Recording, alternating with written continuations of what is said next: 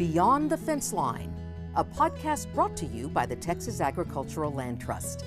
Created by landowners for landowners, we're proud to play a role in conserving the Texas legacy of wide open spaces. This is Chad Ellis with Texas Ag Land Trust. Welcome to Beyond the Fence Line. Time flies by, I guess, when you're having fun. This episode's our 1 year anniversary. It's amazing, and I can't believe I've been at Talt for a year now and been doing this podcast for a year, and just really amazing, and appreciate all the listeners and all the support we've had this past year, even with the tough time of pandemic and all the stresses we've had on producers. Again, just appreciate it. And, I think with that too, in the month of May, many, you may or may not know, the month of May is Mental Health Awareness Month. And, I just think about, just kind of reflect and think about this last year and all the pressures we've had and everything. And we look at stats on it. I think Farm Bureau was showing like 75% increase of stress on some of their survey work with producers. And today we have with us a really good friend of mine, Ryan Sexson. And Ryan and his just wonderful family, his wife, Jamie, and his three children, Riley, James, and Addie, live up in northern part of the Sandhills of Nebraska. And again, Ryan, I appreciate you joining us today. Thanks for having me, Chad. I appreciate the invite. So it's beautiful day in the Sandhills here. Well, again, Ryan, I appreciate you taking time. I know you were busy today and on the road in between chores and doing things, and it really means a lot for you to take the time to visit and have a conversation. Well, Chad, it's a pretty important topic. It's as ranchers or farmers or just folks in agriculture in general, mental health isn't a conversation that we have at the table. Folks don't necessarily want to visit about it, but it's real, and it's a conversation that needs to be had. Unfortunately, we see the results of a lot of stress, and truthfully, I think that folks there's a misconception out there that it's always stress induced, and that's not always the case. It really is an illness, and it's heritable. Depression is, anxiety, and a lot of folks don't realize that, but in agriculture, we are always kind of pull ourselves up by our bootstraps to get through it type of a community, and sometimes that just doesn't work. Yeah, that's what's well said, Ryan. I think, and I probably know it just as much as anybody is, ranchers wear many, many, many hats, right? And how can those responsibilities of wearing all those hats have positive and negatives effect on mental health? And what are your thoughts on, kind of on some of that? Well, I think one of the major contributors is it's kind of an old school thought process where the man of the operation, or the husband, or the patriarch makes the decision, and we tend to we're starting to see more and more women get involved in agriculture, and it becomes truly more of a family business. But I think in the past, it's that whole old adage that, we've got to provide. And so we don't ask for help. And that's a real, pardon the expression, but a real ass kicker. I mean, it's tough. When things get kind of pretty tight, you tend to take all that pressure on yourself, and a lot of times, you've got a partner that's sitting right there beside you that'll help you out. So I think probably one of the things in my experience, Chad, that's pretty scary really is someone gets really stressed and it starts to affect your relationship. And when you don't talk about it, your spouse or other partners, or maybe even your family, your kids, start to think they've done something that's causing you to be stressed out, and people show stress in a lot of different ways, but being pretty angry or short and not very patient is pretty common. And so, you're sending out these signals, and this whole time they think they've done something wrong, and that's not the case at all. So communication, number one, is a start, but it's good to have that kind of, I guess, for lack of better terms, let somebody else take on some roles as well. One thing that our family has done, my wife, just before I kind of managed everything, and my wife does a lot more of the budgeting stuff now than she ever did before. She's always kind of been the bill payer, so to speak. But as far as managing costs on the operation, she's extremely involved in that now, where she wasn't before. And it's just nice. I can go out and do some of the day-to-day things that I need to do, and it eases my mind, I guess, that I don't have to sit there and be thinking about the next step, budgeting wise, or how I'm gonna try to manage. Jamie does a very good job of keeping track of that stuff. That helps tremendously. Yeah. No, I mean, I think both of us have been very blessed in having great spouses, and Jamie, she's amazing. And I think the other part too, Ryan, I mean, you kind of mentioned it earlier, of this, really the discussion of mental health is avoided really in the ag. It seems like more to me like in the ag field, right, from our ranchers, farmers. Absolutely. And and I think and you mentioned it, it's right, it's the way we've been raised, right, of just you fight through the pain and suck it up and you get it done. But I think times are changing, and I think the pressures are harder today than I would say multiple generations ago, with especially when we look at as a community a whole. We're further and further removed from ag. I think it adds more pressures, right, from our freedom to operate to just, trying to keep things, trying to keep a profit.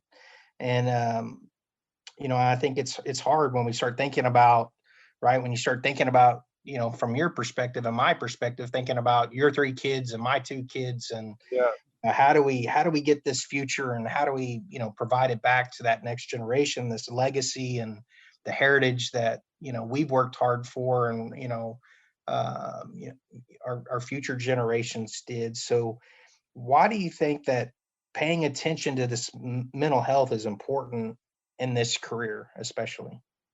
Well, Chad, it's truthfully, and again, just speaking from my own experience, when you start to get to a point to where you're struggling. There's all kinds. Everybody deals with it differently. I was in a terrible storm, so I, from sleep deprivation to, lack of clarity and not making as good a decisions as I possibly could. And all those things kind of add up, and pretty soon, you're doing things that you just normally wouldn't do. So, the awareness side of it, nobody wants to see an operation that's in peril, so to speak. But worse than that, nobody wants to destroy relationships.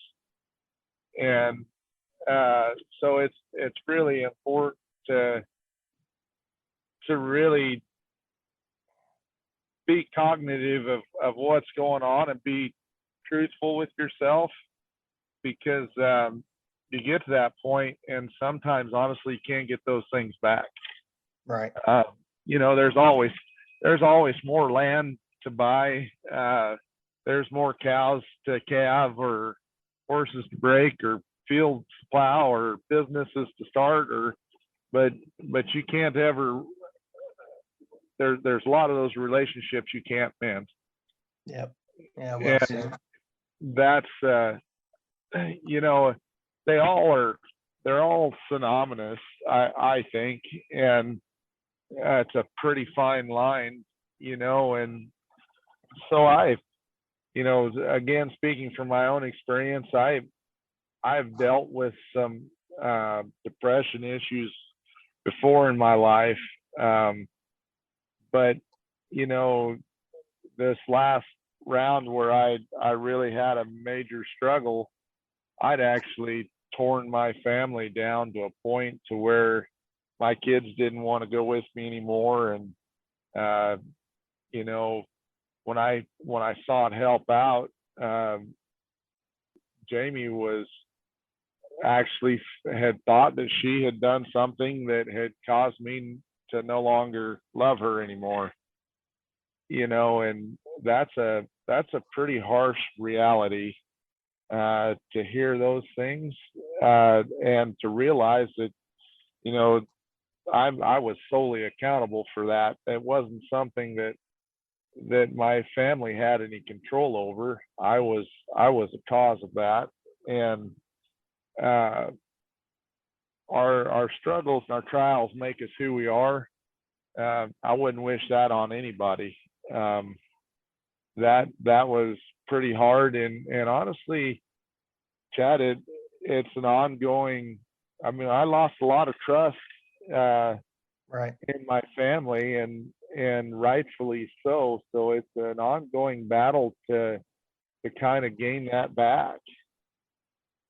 Those are the things that folks don't want to talk about when it comes. And I guess, back to your original question, why do we need to be cognitive, or why do we need to be aware of it?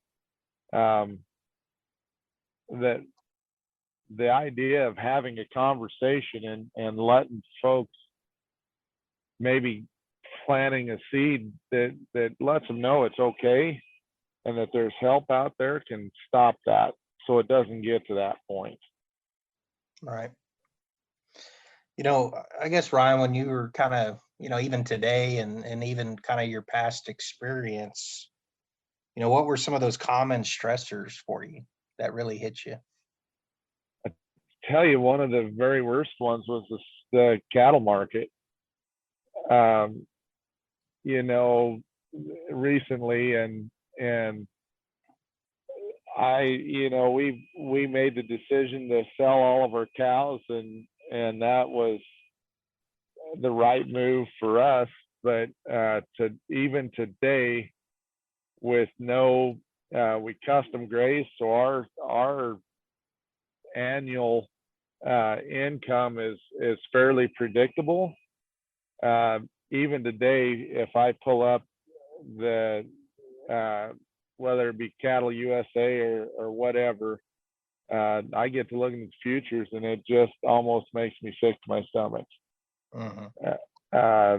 You know, those things. So, you know, things that directly relate to your making ends meet, honestly, and it doesn't matter trying to understand, and there's a lot of folks out there that are really good at it, but trying to understand the relationship between all the commodities and things, and make financial decisions that are sound. And you know, it's little things like missing a marketing opportunity and end up having to take, you know, $20 a head less for a set of calves.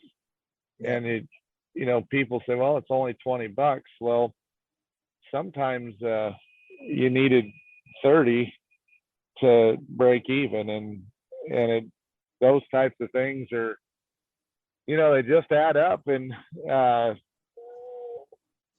I think that, you know, it's we're a very, unfortunately, it seems like a lot of agriculture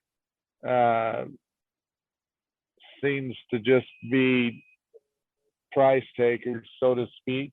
And you know, we make a plan and we sell our calves same time every year, same place, and things like that. And we're not maybe I wouldn't say doing as good a job of marketing as we could, but more so the fact that we tend to be at the mercy of the market. And when you're in a low, obviously, where the market's not good at any time, that's pretty tough, because you can see it. You know it's coming, and there's nothing you can do about it. Right. So, man, how did you get through it? So, you know, honestly, Chad, I knew it needed to be done, and I've always, since Jamie and I started, we've been a team. And you know, I knew we needed to sell our cows and reevaluate how we were selling our grass. And I just couldn't. I knew Jamie didn't want to, you know. So that was an extremely hard decision, and it got to a point to where, you know, I couldn't bring the topic up, and it actually took my daughter telling me that she didn't want to go with me any longer for me to decide I better get some help, you know. And truthfully, it was my journey was as simple, if anything, as simple to make a phone call and set an appointment up at the local clinic here, and just go see a general practitioner and tell them, you know, I needed some help and needed help finding direction or where to go to get that help. So it, you know, and I had let myself get to a point to where, you know, I was in pretty serious need of some intervention. And that being said, you know, the first thing that happened is I started medication.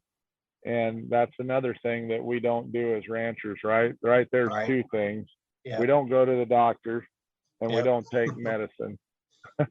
Yeah. So, you know, that was tough, but probably the most pivotal moment for me. And my doctor was extremely good to work with. He was very progressive in how we went about my treatment. But the most important thing he did was when he sat me down and asked me, what I was there for. It was just like if I'd went in for a sprained ankle. He didn't really have any idea, and I told him I was really struggling with life and just having a hard time. And the very first thing he said was, "Does your wife know about this?"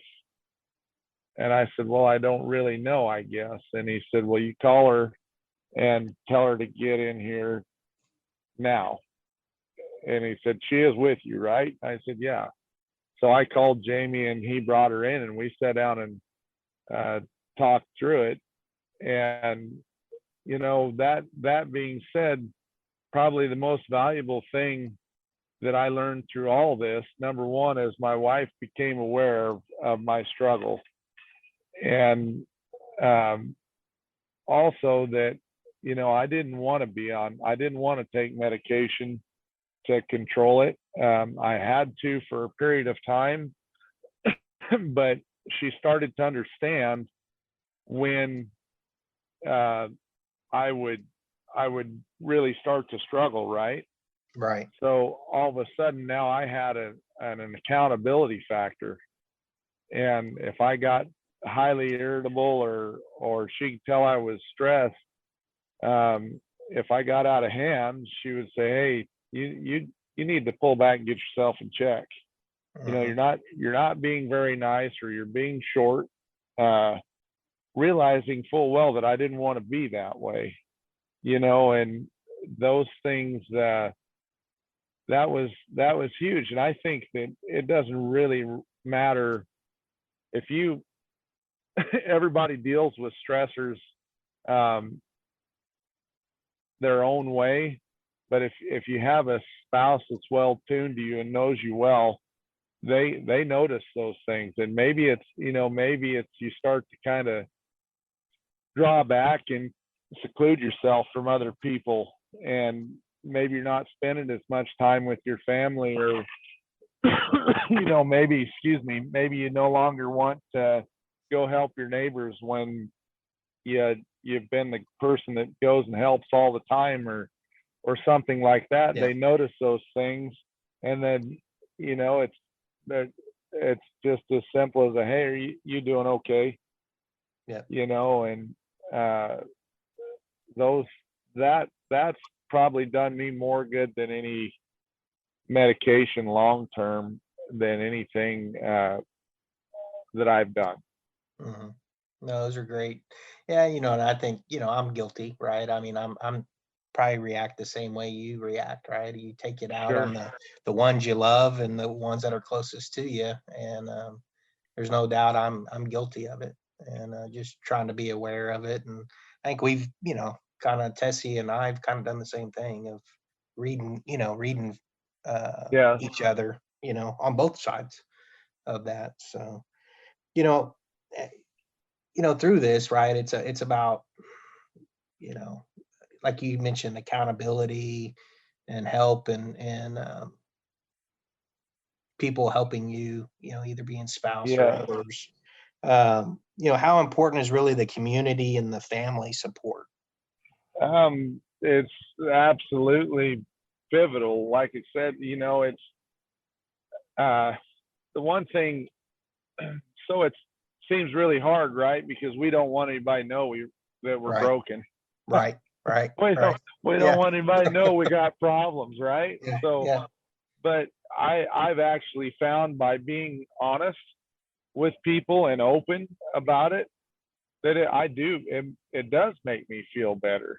And when I do have a serious struggle, I find that it takes a lot of people are taken back, and I actually, Chad, I'll give you an example. The community I grew up in has a I would say an unusually high suicide rate, and it's solely an agricultural community. I shouldn't say solely, but pretty much. There's few families that work on the railroad, and of course there's a teaching community there as well, but has an extremely high suicide rate for a real rural small town America. And I was visiting with a young man after branding, and that came up, and just the idea of suicide and things like that. And that's the one, that's another thing no one wants to even begin to approach, right? And he said, well, I just don't get it. He said, guys like you and me can't ever understand that. And I kind of smiled at him and I said, I get it. And he looked at me and said, how can you get it? And I said, because I've been there, and he didn't know what to say. And I think he wanted to argue with me for a minute. And, nobody wants to admit that they've been so low in their life that they've actually thought about taking their own life, or but it truly is, it's real. You and I both know that. Right. And unfortunately, I know some folks well that have ended their own life, and that's a devastating, hard thing to deal with. Yeah, it is. I've been right there with you. It is very difficult. So when you start to talk to, you asked about the community, somebody, so what difference can I make? Or what difference does the community make? Because they didn't have anything to do with that. Well, maybe they did, and maybe they didn't. I mentioned earlier that I've had struggles most of my life, and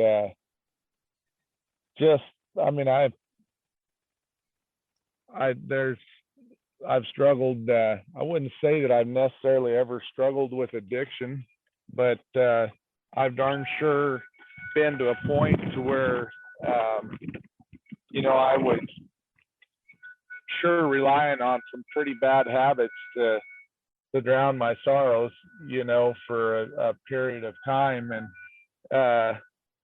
those types of things are extremely detrimental to your health, your mental health, not necessarily just physical health, but and when I kind of worked through that, and I didn't I wasn't seeing a therapist or anything, but I just, at some point I had a reckoning, I guess, and started to understand that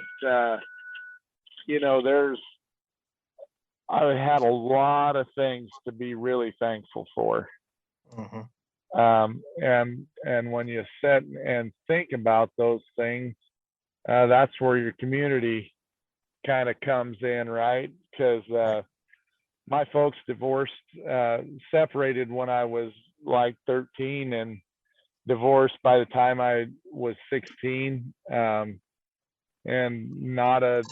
like a lot of divorces, not good.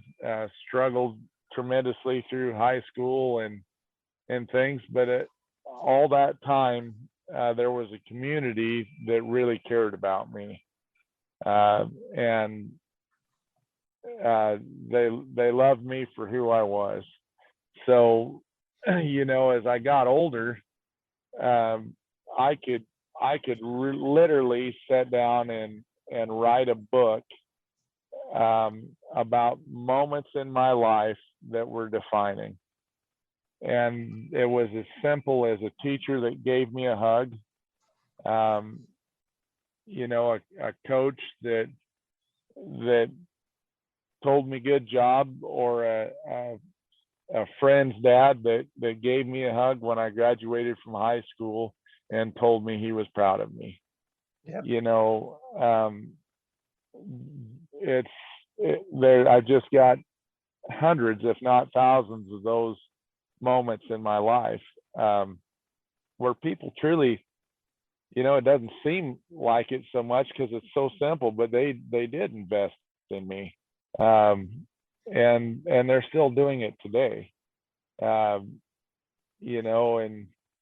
for myself, one thing that really helps me, I guess, or something that I like to do is to give back, right?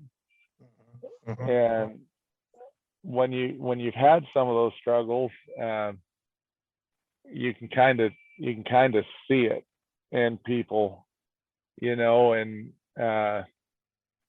sometimes it's as simple as just telling somebody that, man, you look really nice today, or did you get your hair done? It looks beautiful, and the reaction today to those kinds of things is funny to me, but we live in such a fickle world that, you never know how somebody's going to take it. And, when you see as a man, when you see a woman that looks especially nice or whatever, and you comment on it, the first thing they do is look at your wife like, you really just told me how nice I look in front of your wife, right? Yeah. Well, Jamie gets it. Right. And it's simple compliments when you know that somebody's struggling, and lots of people struggle with their image, and we live in a world where if society thinks you're overweight, you're some sort of a demon or whatever it may be, or there's all kinds of things, and it truly is as simple as being kind and not afraid to focus on somebody's positive attributes and tell them, compliment them. Mm-hmm. Everything we see today is negative. You turn on the doggone news and it's just junk. It's somebody's always trying to catch an angle to tear somebody else down. Yeah. Well, like you said, it's those little things, right? It doesn't take a whole lot of effort either. And no.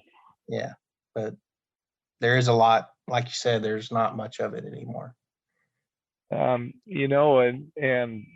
as children,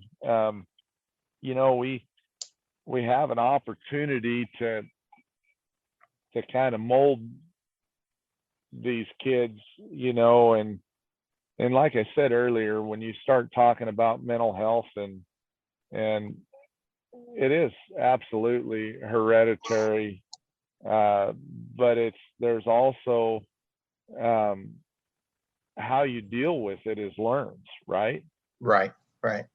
So when you see folks lashing out, and this whole bullying deal, it used to be you just took somebody out back and dealt with it, and can't do that anymore today, right? So but trying to teach your kids how to deal with it positively, and to not let it drag them down. Our oldest daughter has had a tremendous struggle in school, and our son going into middle school has had a heck of a struggle, and trying to teach them how to be positive instead of letting them kind of get drugged through the gutter, so to speak. Right. And that's something that maybe you become more aware of if you have those struggles. And Chad, something that a lot of folks don't talk about either is oftentimes when you see a person that's maybe negative or whatever you want to say, it's because of struggles of their own. Yep. So being aware and learning to be compassionate, and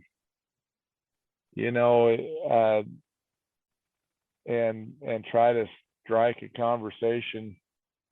That's kind of what we've been talking about a little bit, is how you start the conversation. Well, sometimes it's as simple as just having a conversation. You don't have to know exactly what someone's problems are to make a difference, but showing that you care enough to acknowledge someone and ask how they're doing. And it's truly is that simple.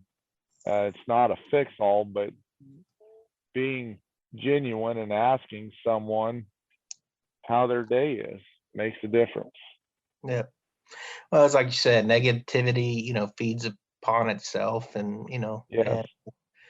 and it's just seeing through that. Where I think I've struggled, Ryan, is I've had people I'm really close to that committed suicide, that Yeah. that covered it up well, right? Their struggles. Sure. And I didn't see it, and was with them all the time, and we had conversations, and I just you kind of sit there and second guess of what else could I have done.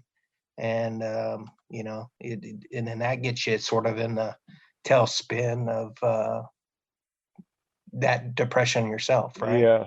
Yeah. So, Chad, I guess it's a hard reality, and this is way oversimplified.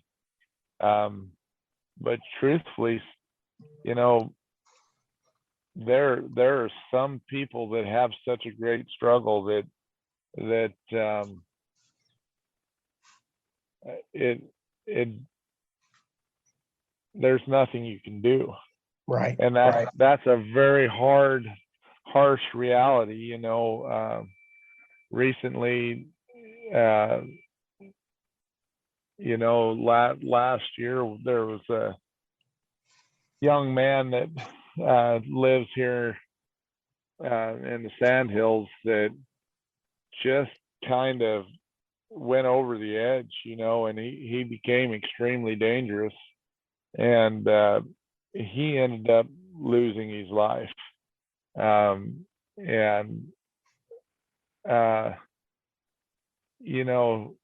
I don't know all the circumstances of that. I know that he left a wife and some little kids, and it's hard to make sense of that.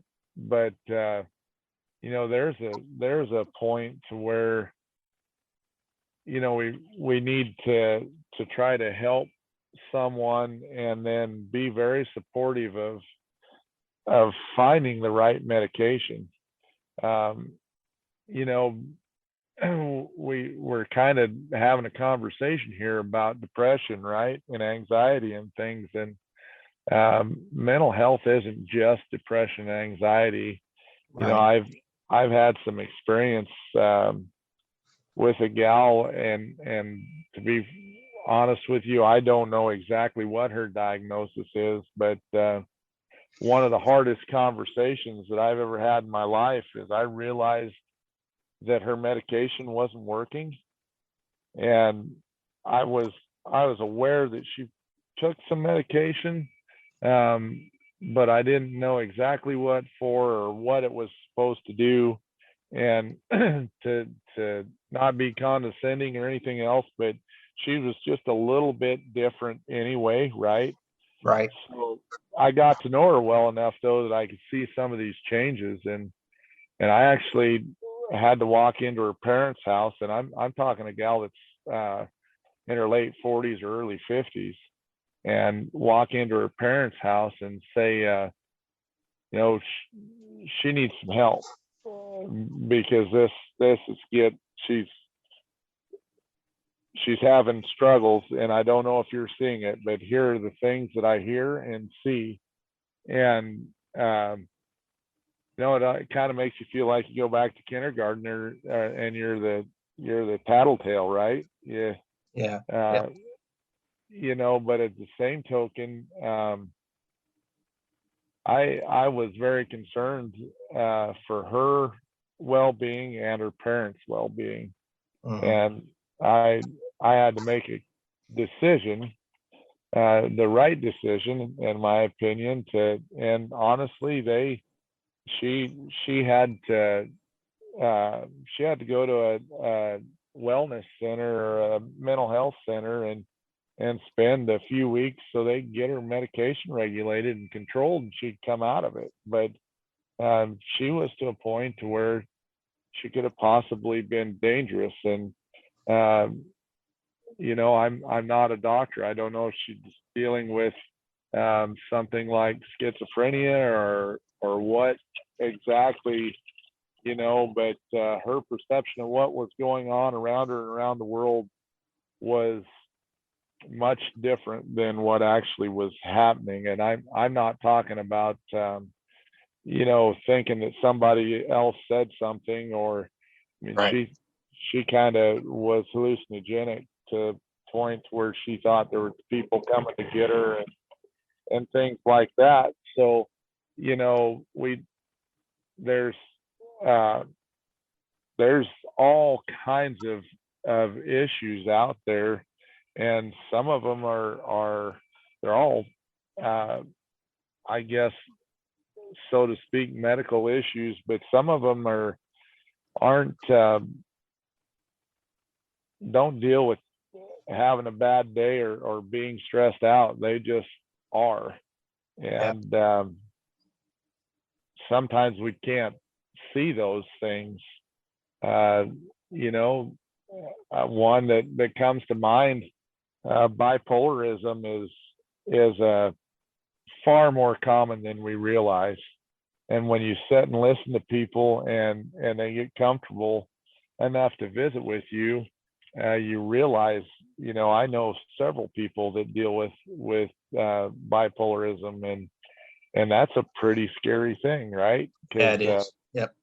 one minute you're talking to one person, and the next you're talking to somebody else, and things being supportive of people taking their medication and going to their doctor's appointments, and you know, the other thing that we don't think about much, and Chad, is not everybody has a family that lives with them, right? Right. Right.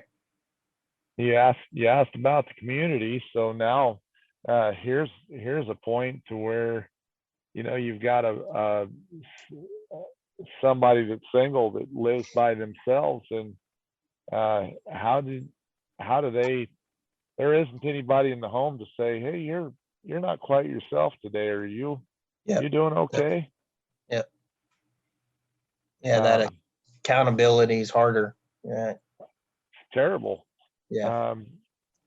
A close friend of mine, you know, he deals with some addiction problems and stuff, and he lost his dad unexpectedly and kind of blamed himself, and he lives alone, um, you know, and was on family operation till his dad passed away. And uh, he just truly needs somebody to call up and say, how you doing?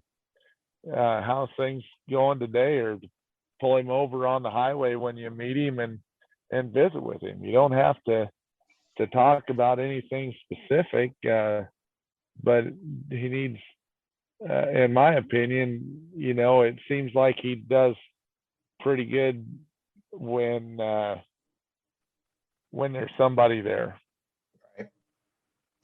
You know, I mean, Ryan, I guess, you know, you think about, and you've shared you know, a lot of these stressors and you know, struggles you've had. Um, Even with all of them, you know, why do you keep ranching? And I guess lastly, That's you a know, good question, Chad.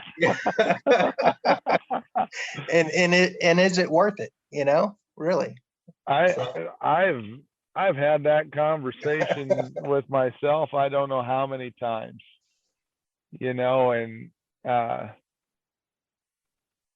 I actually, Chad, and you know this, but for the folks that are listening, I'm a trained diesel mechanic. I left the Sand Hills and went off to tech school, and I worked for a couple of years, and I came back to the Sand Hills because it's what I wanted to do and was home, you know. And I interestingly enough, one of the my oldest brother kind of raised me, right? So when my dad left, he was graduating from college, my brother was, and he come home and helped my mom and kind of raised me and started a trucking company. And when I graduated from high school, he I'd already had plans to go off tech school. He was going to build me a shop and buy me a truck, and he said, I'll build you a shop and you can drive your own truck as long as you'll fix mine when things break down or whatever, and I'll build you a good shop, and he kind of offered me a partnership. And I blew up and I said, I'll never come back to the Sandhills. There's absolutely nothing here for me. I hate it here. Mm-hmm. And that's one of the biggest blow ups we have ever had to date. And excuse me. That being said, I was only gone about 3 years or 4 years, and then I came back.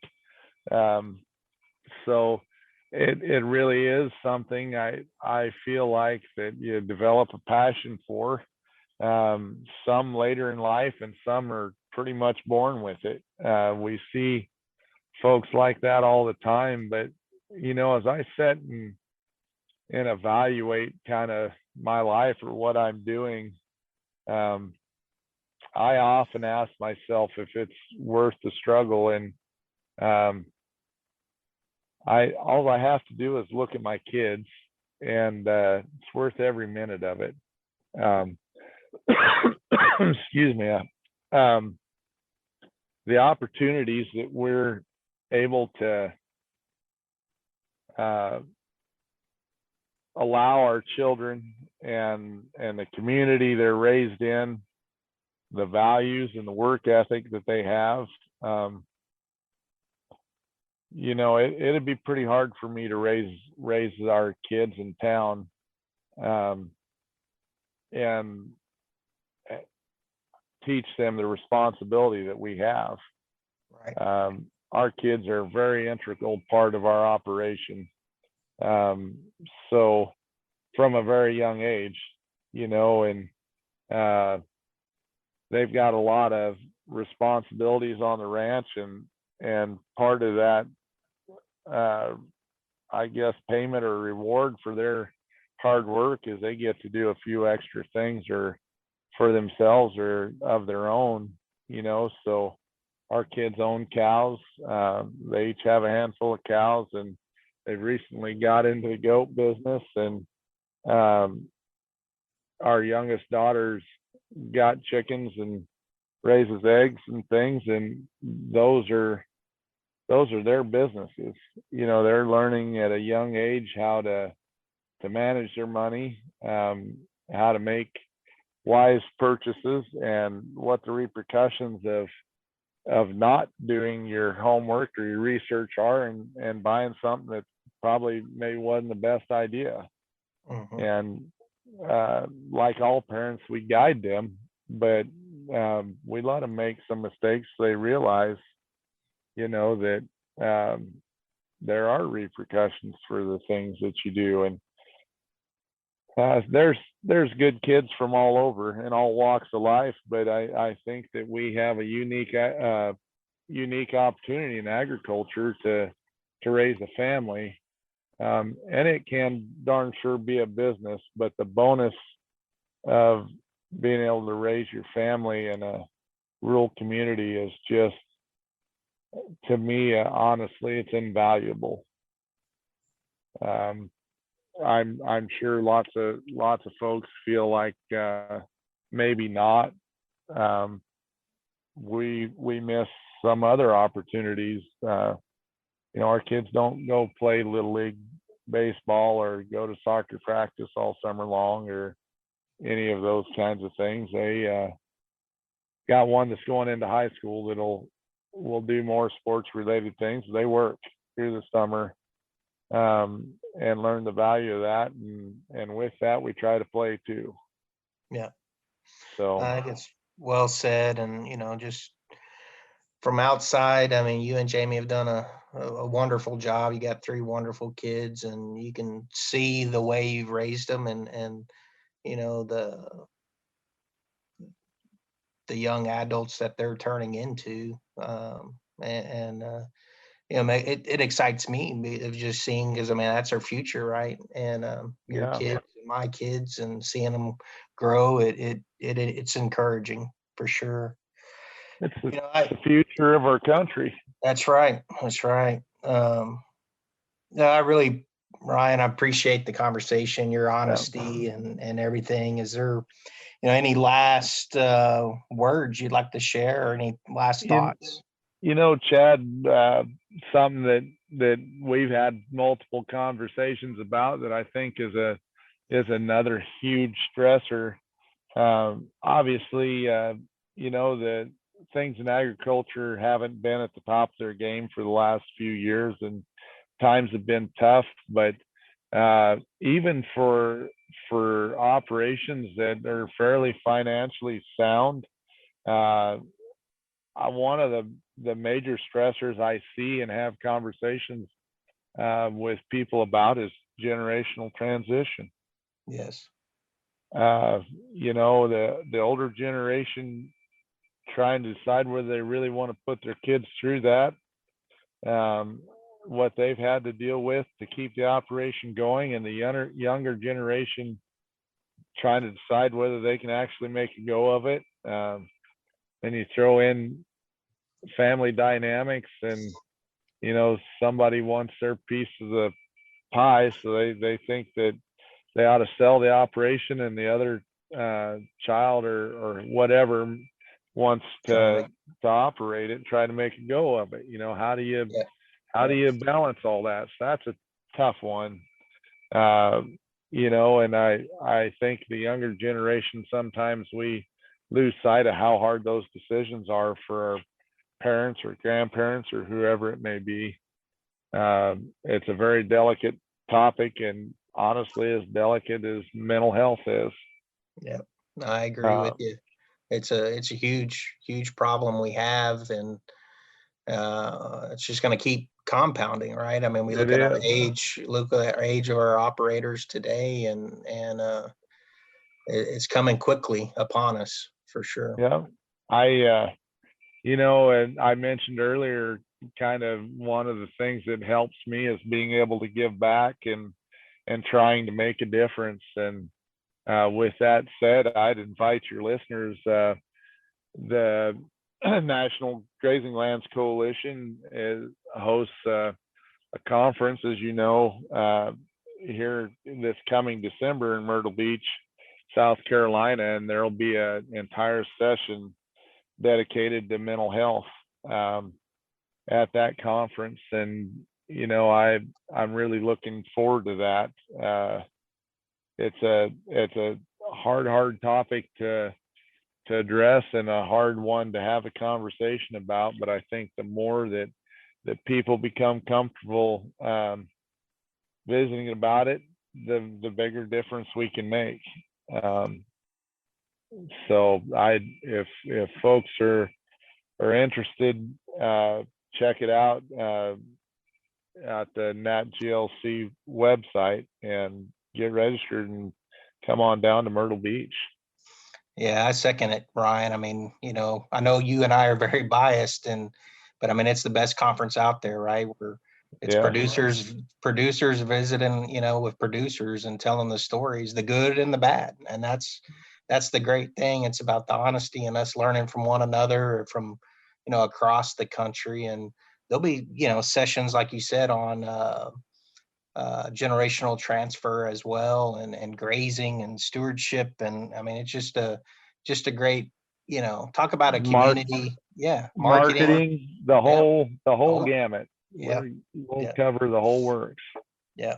So I do encourage everyone to join Ryan and I in Myrtle Beach this coming December. And again, thanks, Ryan, for joining us and sharing your story. And I love you, brother.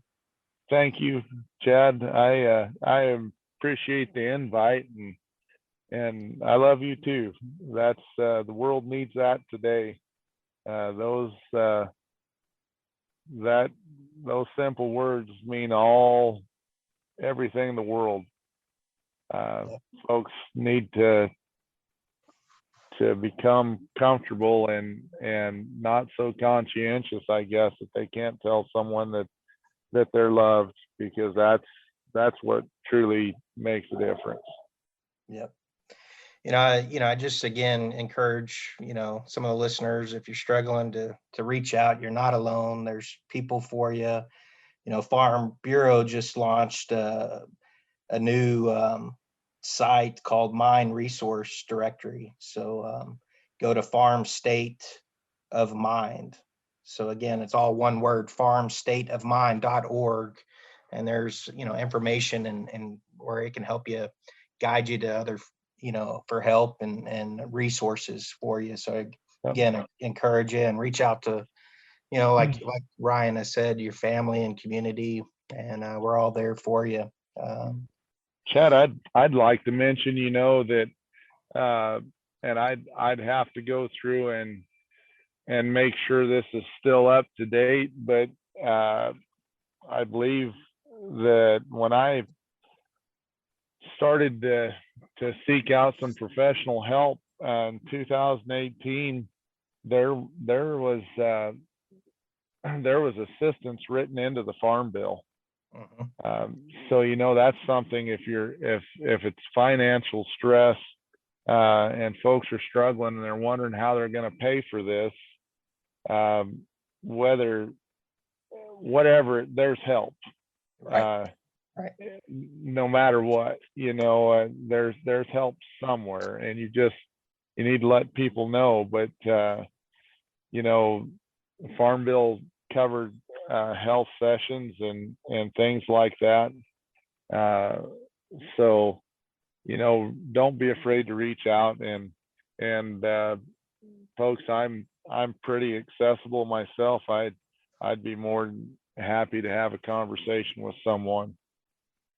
So if you just do a quick Google search, my name and number will come up.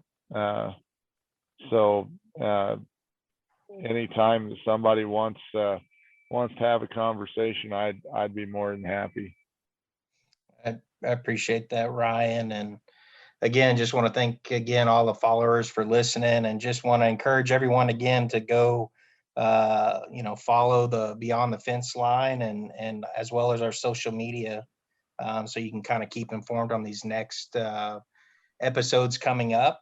And lastly, I just really want to it is our 1 year anniversary, and I just really want to thank a few people kind of about the behind the scenes of keeping this podcast going, with Lydia Saldana and Jacqueline Roberts and Jonathan Bell. Again, appreciate all of y'all's hard work, and it takes all of us together, and again, all of our listeners, it takes all of us to keep Texas big, wide, and open. Beyond the Fence Line is brought to you by the Texas Agricultural Land Trust, dedicated to conserving the Texas heritage of agricultural lands, wildlife habitats, and natural resources. Find out more at txaglandtrust.org.